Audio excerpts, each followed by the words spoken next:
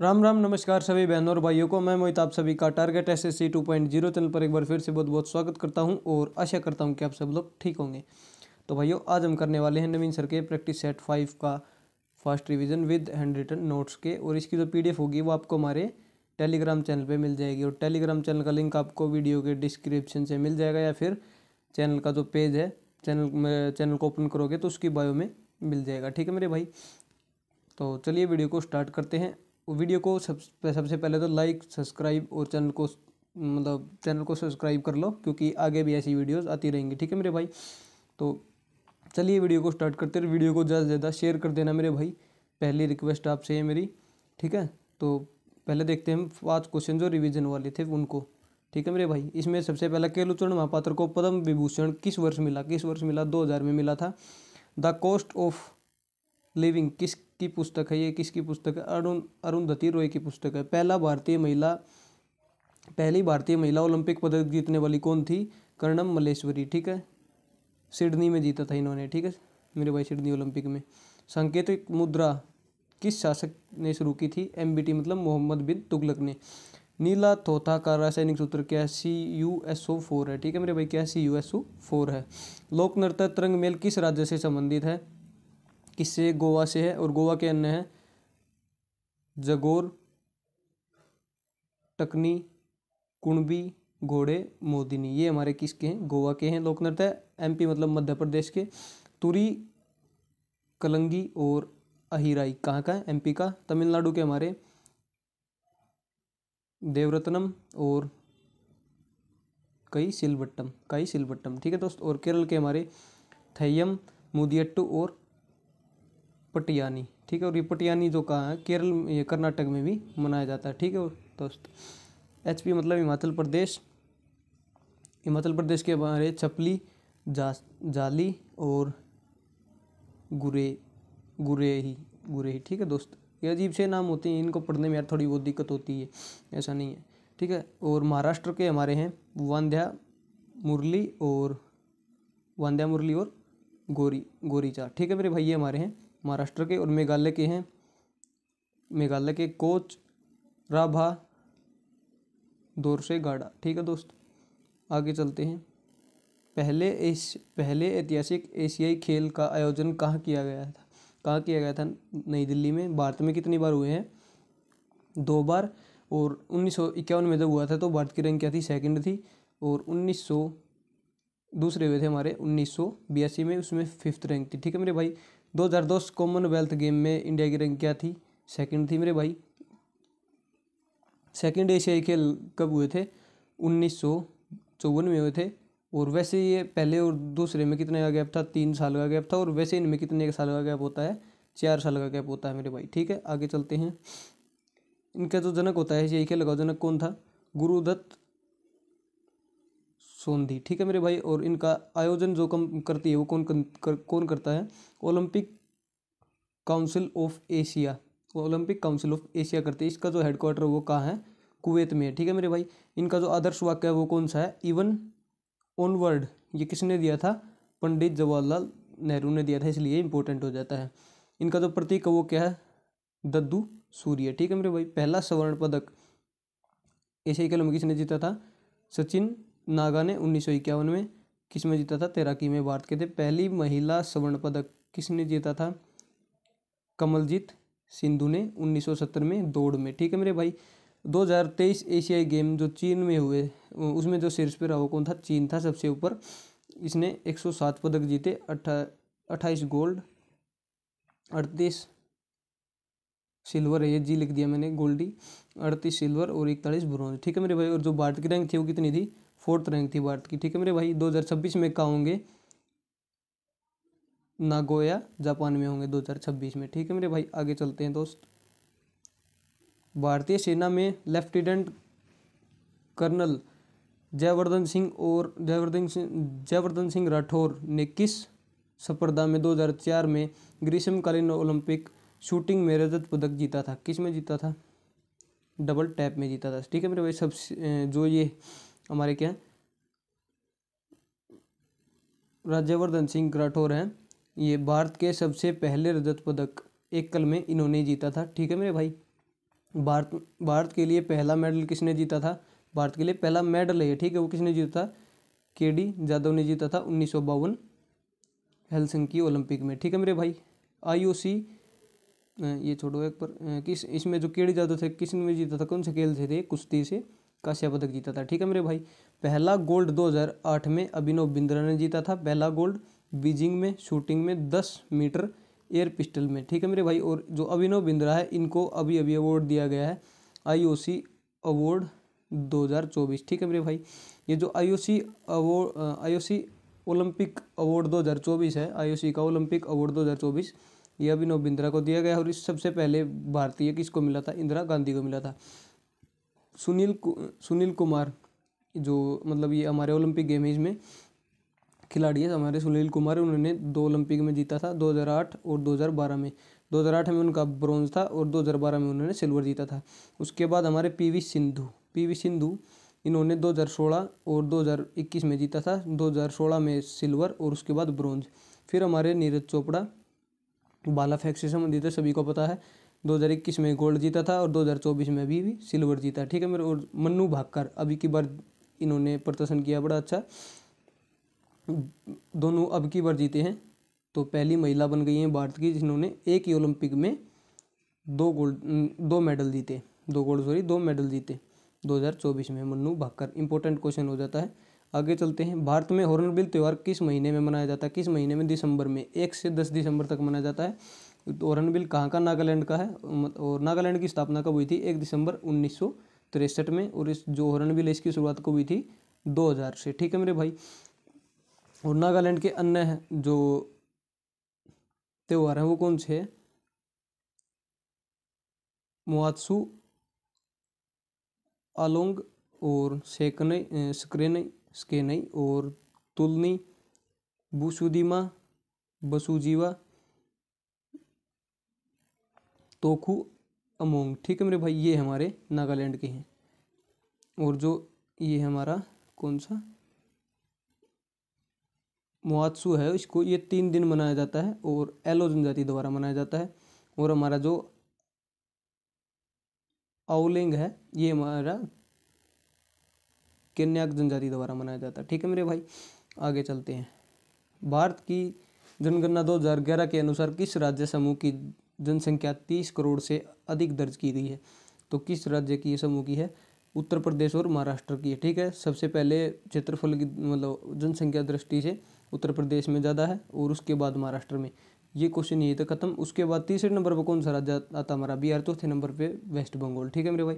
सबसे कम जनसंख्या जिसमें वो कौन सा है? सिक्किम में। सबसे कम यूटी में लक्षद्वीप में। सबसे ज़्यादा यूटी में दिल्ली में, ठीक है मेरे। जनसंख्या बोल रहे हैं हम ये। पैरालंपिक 2024 में निशानेबाजी में ओलंपिक पदक जीतने वाली प्रथम भारतीय निशानेबाजी जोड़ी मन्नू भाकर और सखजोत सिंह ने किस देश के खिलाड़ियों को हराकर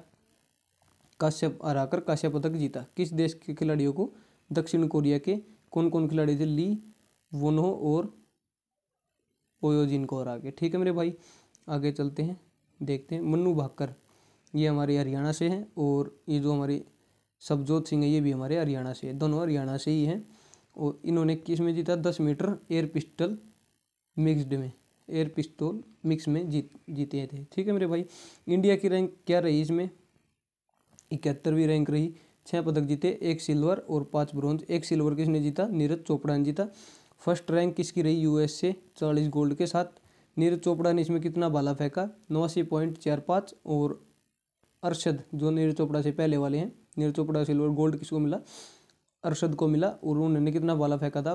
92.97, ठीक है मेरे। और जो मन्नू भाकर है इकलौती एक ही ओलंपिक में 2 मेडल। मन्नू भाकर कौन है? एक ही ओलंपिक में 2 मेडल जीतने वाली एकमात्र, ठीक है मेरे भाई। अमन सहरवाल ये किससे? कुश्ती से। अमन सहरवाल किससे? कुश्ती से। और ये कहाँ से? हरियाणा से। ये बने हैं सबसे कम उम्र में जीतने वाले, 21 की आयु में, 21 साल की उम्र में कुश्ती से संबंधित हैं और 57 किलो वेट में खेले थे, ठीक है मेरे भाई। स्वप्निल कुसाले ये हमारे शूटिंग से संबंधित हैं, महाराष्ट्र के हैं ये। 50 मीटर एयर राइफल में इन्होंने जीता, ठीक है मेरे भाई। ओकी टीम ने ओकी टीम ने अब की बार जो टीम थी उसने स्पेन को हराया, और इसके जो कैप्टन थे ओकी टीम के वो कौन थे? मनप्रीत सिंह। ठीक है मेरे भाई, और इनका जो उपनाम है वो सरपंच भी ने कहा जाता है। ठीक है दोस्त, भारतीय संविधान का कौन सा अनुच्छेद स्पष्ट रूप से यह प्रावधान करता है कि राष्ट्रपति पुनः निर्वाचित के लिए पात्र है? आर्टिकल 57। राष्ट्रपति के आर्टिकल की ट्रिक है पकानी कोका दियो दशम। ठीक है मेरे भाई, आर्टिकल 52 में क्या उनका पद है? आर्टिकल 53 में कार्यपालिका प्रमुख होंगे। 54 आर्टिकल 54 में है निर्वाचन। 55 में है कोटा इनका। 56 में है कार्यकाल 5 वर्ष का होता है, सभी को पता है। 57 में है दोबारा पुनः मतलब पुनः निर्वाचित, जो ये हमारे जो क्वेश्चन में पूछा गया है। 58 में योग्यता है। 59 में दशाएं हैं। 66 में शपथ है इनकी राष्ट्रपति की। 61 में महाभियोग। ठीक है दोस्त, अब आगे चलते हैं। क्षमादान की शक्ति राष्ट्रपति की अनुच्छेद में 72 में, अध्यादेश 123 आर्टिकल 123 के तहत, और सुप्रीम कोर्ट से सलाह किस में है? 143 में। ठीक है दोस्त, 53 बोल रहा हूँ, सॉरी, 143 में। भारत के राष्ट्रपति के निर्वाचन मंडल में कौन शामिल नहीं होते? कौन शामिल नहीं होते? राज्य के विधान परिषदों के सदस्य नहीं होते। ठीक है मेरे भाई, इसमें जो होते हैं वो कौन कौन है राष्ट्रपति के चुनाव में? ये हैं हमारे। ठीक है मेरे भाई, लोकसभा, RS मतलब लोकसभा, RS मतलब राज्यसभा, और VS मतलब विधानसभा। और विधानसभा कौन सी? एक तो स्टेट की विधानसभा सभी, और जो हमारे जितने भी UT है उनमें दिल्ली, पांडुचेरी और जम्मू और कश्मीर। ठीक है दोस्त, इनकी विधान सभा के सदस्य। और सदस्य कैसे? निर्वाचित सदस्य, मनोनीत नहीं होंगे। ठीक है मेरे भाई, निर्वाचित सदस्य ही राष्ट्रपति के चुनाव में भाग लेते हैं। राष्ट्रपति चुनाव एक्ट कब आया? 1952 में आया। इसमें प्रस्तावक और अनुमोदक कितने होने चाहिए? 50-50 होने चाहिए। राष्ट्रपति की चुनाव प्रणाली कहाँ से ली गई है? आयरलैंड से ली गई है। इसकी जो जमानत राशि होती है वो कितनी होती है? 15,000।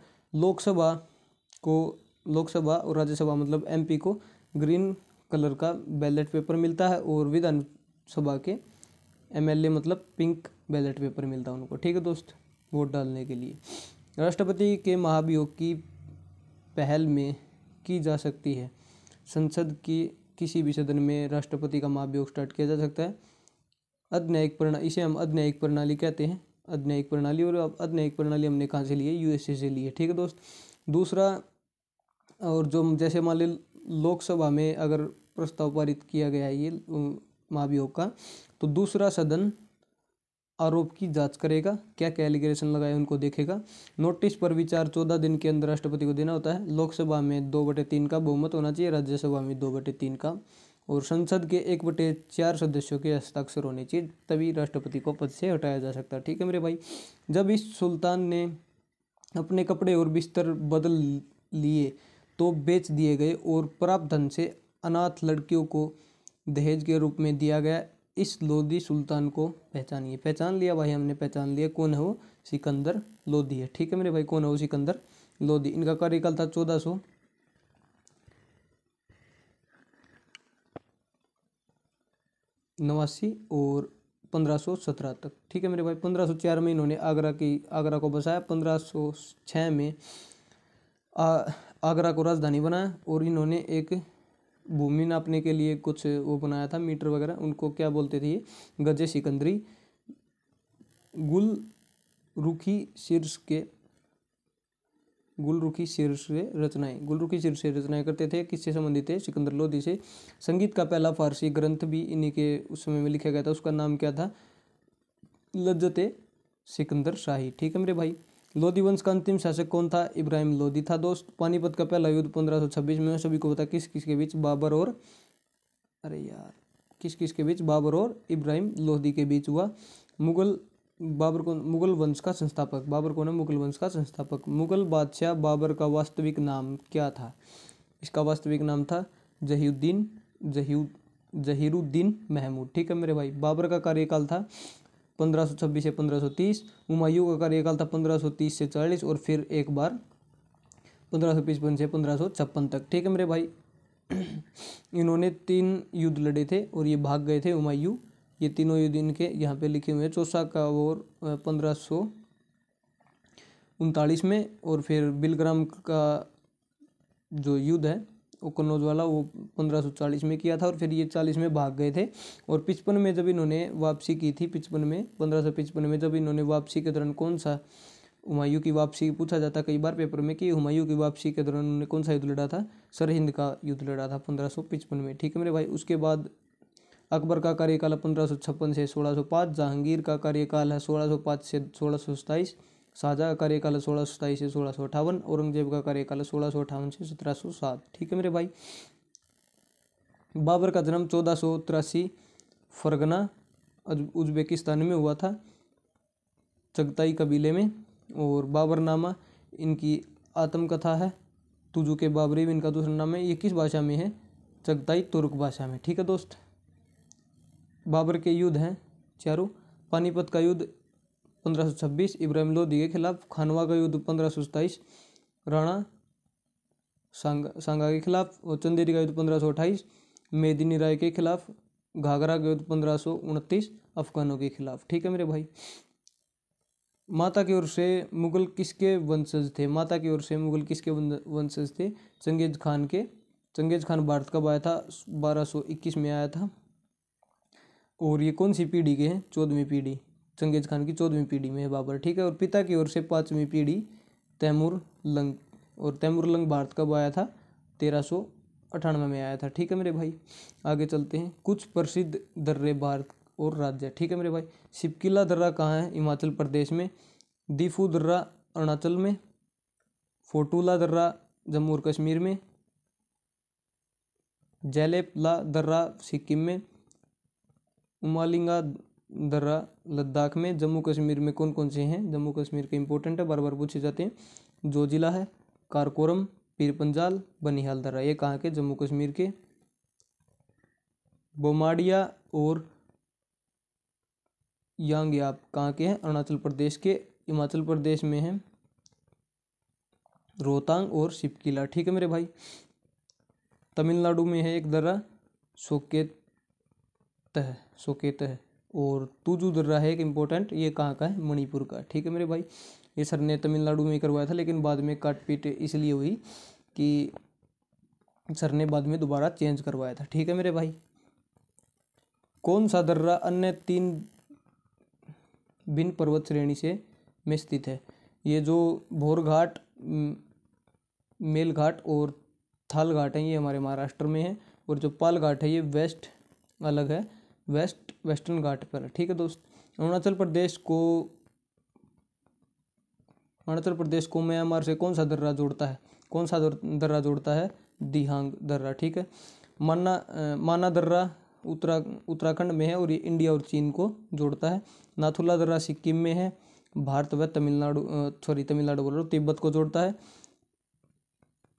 लिपुलेख दर्रा उत्तराखंड में है, इंडिया, चाइना और नेपाल को जोड़ता है। 3 देशों को जोड़ता है। ठीक है मेरे भाई। तो ये इंपॉर्टेंट है लिपुला दर्रा, बार बार पूछा जाएगा। नाबार्ड द्वारा शुरू की गई किसी योजना का उद्देश्य किसानों की ऋण प्रदान करना है। किस योजना? किसान क्रेडिट योजना, जो 1958 अगस्त में स्टार्ट की गई थी, आर.वी. गुप्ता समिति की सिफारिश पर। ठीक है मेरे भाई। और नाबार्ड की जो फुल फॉर्म है पूरी, ये आप याद कर लेना, मोस्ट इंपॉर्टेंट है, बार बार एग्जाम्स में पूछी जाती है। National bank of agriculture and rural development. और नाबार्ड की जो स्थापना हुई थी, कब हुई? स्थापना हुई थी 12 जुलाई 1982 में स्थापना। ठीक है मेरे भाई। इसका जो उद्घाटन हुआ था वो कब हुआ था? 5 नवंबर 1982। और किसने किया था? इंदिरा गांधी ने। बजट जब ये स्थापना हुई तो बजट कितना था इसका? 100 करोड़ का। समिति बी शिवरामन समिति। ठीक है दोस्त। और ये किस से जोड़ा गया था, किस समय में? 6th 5 ईयर प्लान के दौरान। और इसका जो एक्ट आया था 1981, उसमें धारा 61 धारा के दौरान के तहत। ठीक है मेरे भाई। 2022 में जाइवा कार्यक्रम किससे संबंधित है? जाइवा कार्यक्रम नाबार्ड से संबंधित है। ठीक है मेरे भाई। वर्तमान अध्यक्ष कौन है? के.जी. साहवी। ठीक है दोस्त, के.जी. साहवी इसके वर्तमान अध्यक्ष हैं। कौन सी एमएफआईस आरबीआई द्वारा विनियमित नहीं है? कौन सी नहीं है? गैर लाभकारी एमएफआईएस। एनबीएफ एक्ट कब आया था? 1956 में आया था। एमएफआईएस की फुल फॉर्म क्या है? Micro financial institution. ठीक है मेरे भाई। अब देखते हैं आरबीआई का पर्चा चिट्ठा खोलते हैं। ठीक है मेरे भाई। आरबीआई की स्थापना कब हुई थी? आरबीआई की स्थापना हुई थी 1 अप्रैल 1935 में। किस एक्ट? 1934 एक्ट मतलब, या फिर आप कह सकते हैं भारत सरकार अधिनियम 1935 के तहत। इसका राष्ट्रीयकरण कब किया था? 1949 में। और इसकी स्थापना के टाइम इसका जो बजट था वो था 5 करोड़। हेडक्वार्टर इसका कहाँ? मुंबई में। और उससे पहले का था कोलकाता 1935 में। उसके बाद हुआ है 1937 में मुंबई में। ठीक है। पहले आरबीआई गवर्नर कौन थे? ओसबोर्न स्मिथ थे। स्वतंत्र भारत के पहले, या फिर पहले भारतीय भी आप बोल सकते हैं, कौन थे? सीडी देशमुख थे। वर्तमान 26वां जो अध्यक्ष है कौन है? संजय मल्होत्रा। ठीक है। आरबीआई की स्थापना में आयोग कौन था? कौन सा आयोग था? हल्टन आयोग 1926 का सॉरी। ये रॉयल कमीशन, इसे जो हल्टन आयोग इसे क्या कहते हैं? रॉयल कमीशन भी कहते हैं। ठीक है मेरे भाई। कौन सी एक सदिश राशि है? सदिश राशि कौन सी है? भार। सदिश राशि कौन सी होती है जिसमें दिशा और परिमाण दोनों हो? ठीक है मेरे भाई। सदिश राशि के कुछ उदाहरण है आवेग, वेग, संवेग, विस्थापन, बल, त्वरण। ठीक है। ये हमारे किसके उदाहरण है? सदिश के। अदिश के उदाहरण देख लेते हैं। अदिश राशि के द्रव्यमान, आयतन, ताप, उच्च, लंबाई। ठीक है मेरे भाई। ऊंचा और लंबाई। वह विटामिन वसा में घुलनशील होते हैं, रक्त का थक्का जमने में मदद करते हैं। गोभी, फूलगोभी, पालक और अन्य हरी पत्तेदार सब्जियां इस विटामिन के स्रोत हैं। कौन सा विटामिन है वो मेरे भाई? विटामिन के। और इसका जो रासायनिक नाम वो क्या है? नेफ्थोक्विनोन। ठीक है मेरे भाई। जल में घुलनशील कौन कौन से होते हैं? बी और सी। वसा में घुलनशील होते हैं के, विटामिन के, ई, डी और ए। ठीक है मेरे भाई। निम्नलिखित में से, ये यहाँ पे पढ़ लेते सीधा, ये मैंने पूरा कर ले रखा है। निम्नलिखित में से अयस्क धातु का कौन सा युग्म गलत है? तो कौन सा गलत है मेरे भाई? सिनेबार का निकेल वाला गलत है। इसका क्या होता है? सिनेबार किसका होता है? अयस्क होता है मरकरी का। ठीक है मेरे भाई। अब इनको जूम करके पढ़ लेते हैं। बोइनाइट किसका होता है? तांबे का। लोहे का एस क्या होता है? मैग्नेटाइट। और सोडियम, Na मतलब सोडियम, इसका क्या होता है? अयस्क बोरेक्स। और इसका दूसरा नाम भी है चीसी साल्ट पीटर। ठीक है मेरे भाई। क्या है? चीसी साल्ट पीटर इसका दूसरा नाम है। Al मतलब एल्यूमिनियम। एल्यूमिनियम के क्या होते हैं अयस्क? कौन कौन से हैं?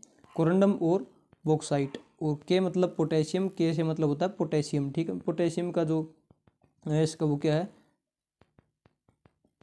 कालनाइट। ठीक है मेरे भाई। और कॉपर के जो अयस्क वो क्या? कॉपर का अयस्क क्या है? कैल्यूपाइट। ठीक है। और सिल्वर का क्या है? Ruby silver. पीबी मतलब शीशे का, गलेना। और Ni मतलब निकिल। निकिल का अयस्क क्या है? मिलेराइट। और यू मतलब यूरेनियम, इसका क्या है? Pitchblende. ठीक है मेरे भाई। पीच ब्लेड, यूरेनियम का पीच ब्लेड अयस्क है। ठीक है दोस्त। तो वीडियो यहीं पर ख़त्म होती है हमारी आज की क्लास। मिलते अपनी नेक्स्ट वीडियो। तब तक के लिए जय हिंद, जय भारत। और कमेंट में बता देना दोस्त फीडबैक अपना, कैसी लगी वीडियो और किस किस चीज़ की सुधार मुझे करनी है आगे। और कल से थोड़ा सा राइटिंग का देखूंगा, थोड़ा सा और आराम से लिखूंगा मेरे भाई। सर्दी ज़्यादा हो जाती है उसकी वजह से हाथ कांपता है। ठीक है दोस्त। और मैं साथ साथ नोट करता हूँ तो स्पीड के कारण ये चीज़ें हो जाती हैं। मिलते हैं अपनी नेक्स्ट वीडियो। तब तक के लिए जय हिंद, जय भारत, वंदे मातरम।